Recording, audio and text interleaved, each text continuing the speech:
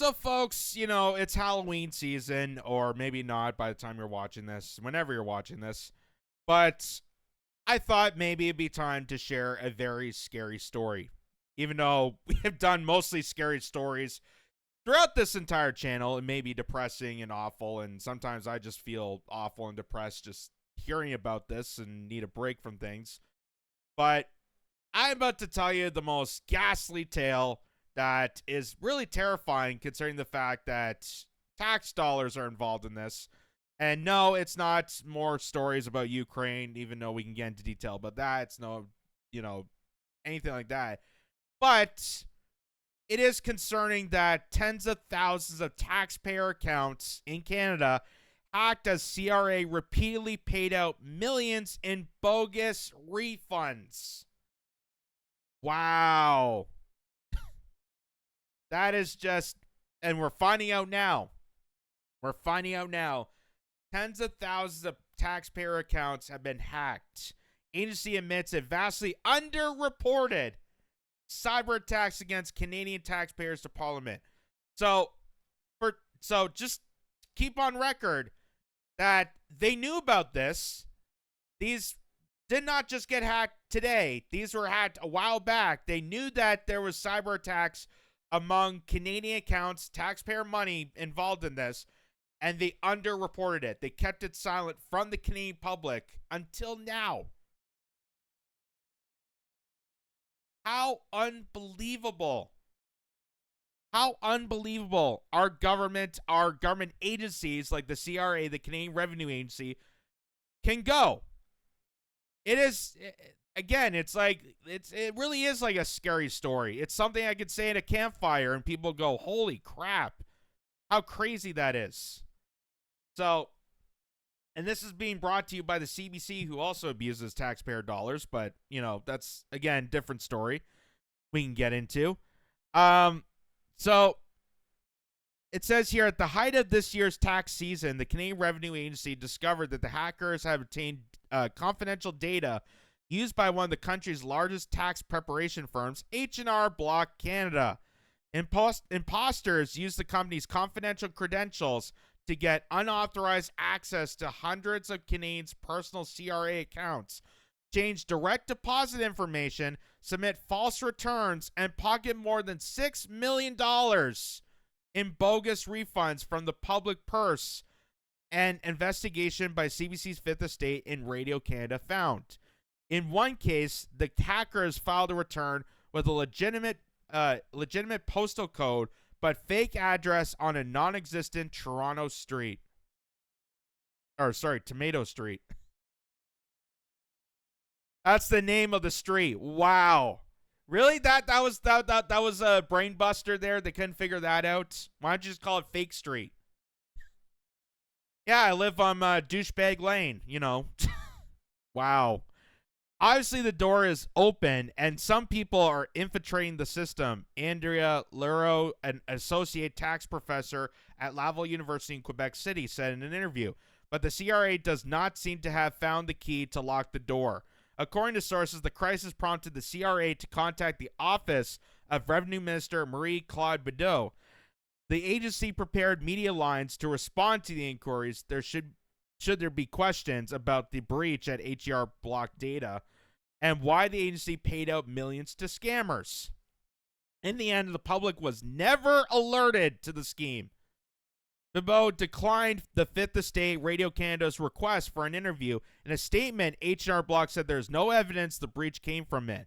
The tax firm said a comprehensive internal investigation concluded none of its data systems, software, and security have been compromised. H&R Block said it is not aware that the Canadian taxpayers impacted by the breach were any of its own clients. According to sources, the CRA failed to identify the hackers, but ruled out the possibility of the breach of its own systems or insider involvement. Ultimately, who hacked the data and where from the remains unknown. Both the Revenue Minister, CRA's Media Relations Office did not respond to the questions about the HR Block data breach. The Fifth Estate and Radio Canada are not identifying the sources because they are not authorized to speak publicly. So, To recap, again, they knew about this. They knew there was a breach. They knew there was hacking going around, and yet they don't want to release any information to the public. I love how secure and feel so hopeful for these institutions. You know, I had to create 6 different passwords to get into my account that I can barely get into my account. It makes it harder for consumers to get to CRA, but, you know, for CRA to get breached seems like a cakewalk. Seems like just walking in, walking out. So here is just some of the broadcast here. This is from the CBC News Network, and this is what they uncovered. By the Fifth Estate and Radio-Canada has found serious issues with the Canada Revenue Agency's handling of taxpayers' money and their private information. This follows a series of cyber attacks against the CRA at the height of the COVID pandemic. That's when hackers scammed various emergency benefits by making false claims using at least 12,000 Canadians' tax accounts. CRA. So this has been going on, as far as they know, since COVID, since around 2020, 2021 when the lockdowns happened. We are in October of 2024, almost ending this year to 2025, and now we're finally getting confirmation that your account, your taxpayer information is compromised. Think how sinister that is. Refusing to tell tax-paying Canadians that your personal account is jeopardized for all these years. Refusing to tell people that.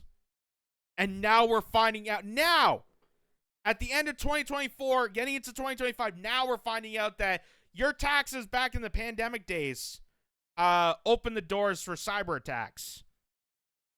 God, it makes me feel so hopeful and trustworthy to these institutions. I might as well just give my money to a friggin', mafia men that's standing out the door. Wow. Has to tell taxpayers, look, we have a problem, this is happening, so we will make sure that it does not happen in the future.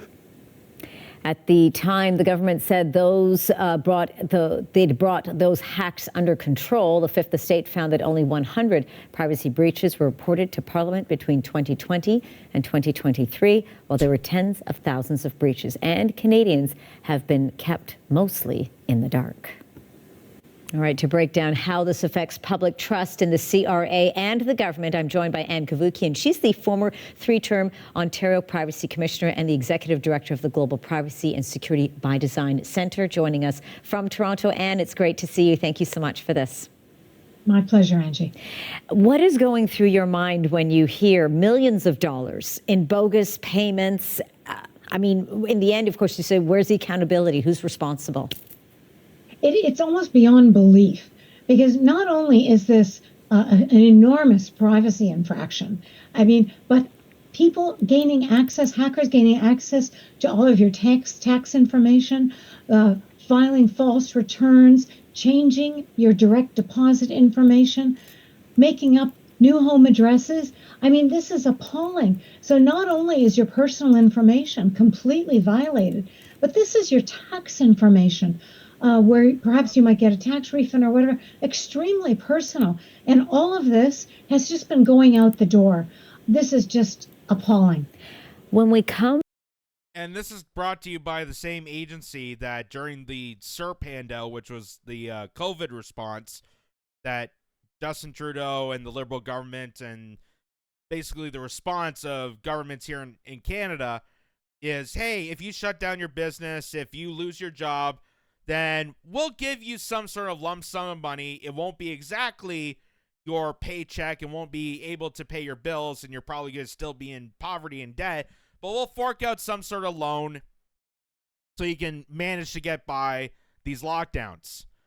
And what happened was that during that CERP motion, a lot of these agents within the CRA scammed and abused the CERP measure to fulfill their pockets with more CERP action, because the people that they were signing up for CERP weren't eligible to get CERP. You had to fill out a form, and you had to make sure you were eligible to receive this loan that now people are struggling to pay back as we're dealing with high inflation, as we're dealing with cost of living, and that's why over 300 Canadians a day are filing for bankruptcy on top of everything else. So the same agency that scammed people with CERP to enrich themselves are now telling you years later that your tax information and your Social Security, your direct deposit information, any income sources, all that is now jeopardized and compromised by cyber attacks that they failed to report on. And yet, if I fail to report that I got a penny somewhere in income, holy crap, they'll gush my ass. But you're telling me now that in 2024 there was cyber attacks all this time, that my information could be God knows where, and now we're just finding out? This happened years ago. Years ago. Not just yesterday, not just a couple weeks. Years. And we've had a lot of conversations in terms of privacy, security, and this is not the first time. Of course, when we look at other situations of hacking, occurring, how does something like this happen? Though you would think, with it being a government agency, there would be the utmost checks and balances, the utmost level of security. And that's exactly the point. The security was obviously totally lacking. These hackers, and hackers are brilliant. Let me be clear. But that's why you need very strong guardrails to prevent them being able to hack into the most personal information, such as your tax information, which has not only your personal identifiers linked to it, your name, address, your social insurance number, but your financial data. This is extremely sensitive data. And how they could just penetrate within the CRA, obtain this information, millions of records. And the CRA, I mean, it doesn't seem like it's a big deal to them. I mean, this has been kept quiet for a very long time. Well, I wanted to ask you about that, the fact that they did not report the breach to the public themselves, with this, of course, coming out of an investigation here, of course, with here at CBC. So what about that level of accountability then? Why not let people know that this has happened to them? Absolutely. It compounds the concern dramatically, because not only did all this outrageous activity take place, not only in terms of privacy invasiveness, but fraudulently gaining access to your tax records and changing the home address in order to claim bogus refunds. Not only did all of that take place, but the CRA should have been investigating this at the minute they found out about it. There should be some parliamentary committee that oversees the investigation and reports to the public how dramatically not only their privacy, but their financial records have been impacted. None of that took place. What do Canadians then need to do to keep themselves safe? I mean, not just with what's happened now, but sort of looking bigger picture and ahead. I think we have to demand to our legislators, to the parliament, we have to say, we need a huge investigation of this. And don't try to keep it quiet, but we need to find out how this took place so that ideally we can prevent it in future. And also, any people who have been impacted, whose privacy has clearly been violated, they need to be compensated. Certainly, they need to be made aware of what has transpired. We need to do a great deal here. Really? Wow, what a radical racist she is. Demanding that Canadians gather together to hold government accountable for their actions. God, what a sick, twisted person she is. She must be a trucker.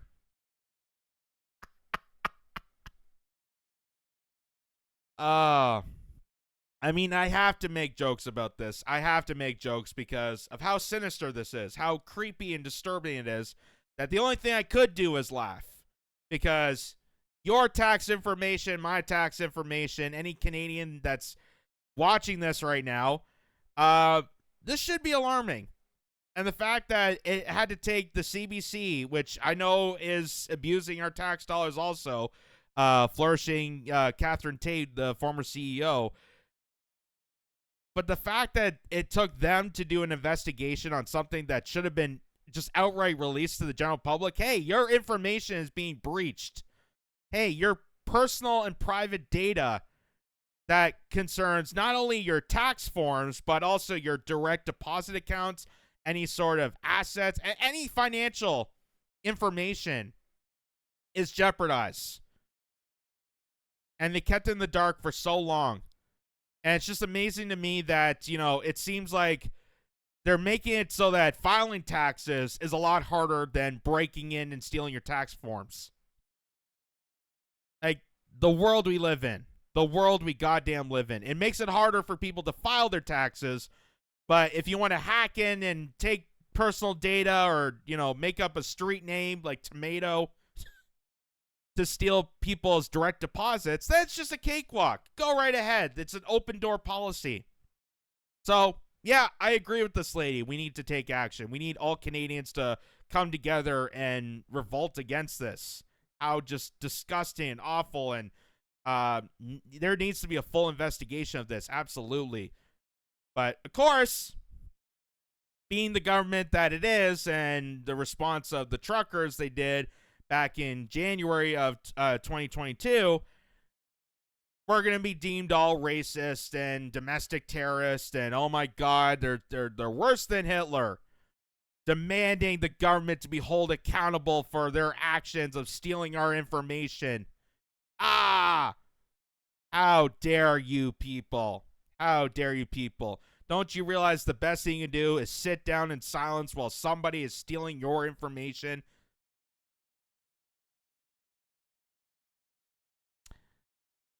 It just makes me think, just seeing this, it makes me think of how crazy it is that while this is going on, while there's easily cyber attacks to one of the largest agencies here in Canada, they still want you to sign up for a digital ID. They still want you to sign up to give personal data to a corporation in partnership with governments, in partnership with CSIS, in partnership with intelligence agencies, to do everything from your driver's license to your bank information to checkouts to, purchases to where you go, your location data, everything in between, and make decisions for you because you had it so hard. We got to make it more convenient for people. That's the pitch that they're using. We got to make it more convenient. And you got to think, is it more convenient for you? Or is it more convenient for fraudsters, cyber attacks, for shit like this to happen? What convenience is the price to pay?